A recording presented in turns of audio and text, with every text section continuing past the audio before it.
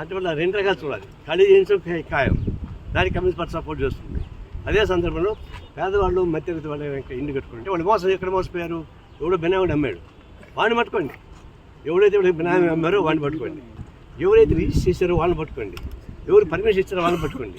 దీనికి ఎవరు పర్మిషన్ ఇస్తుంటే వాళ్ళ ఆఫీసుని పట్టుకోండి. వాళ్ళ సూత్రులు ఏలవేయండి.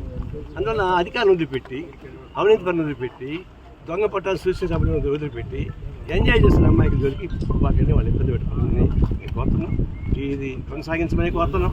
ఈ కొనసాగడం మన వెనక వస్తే మంచిది కాదు. పులి మీద సవాలు చేస్తున్నారు. మధ్య దిగితే మాత్రం మింగేస్తుంది.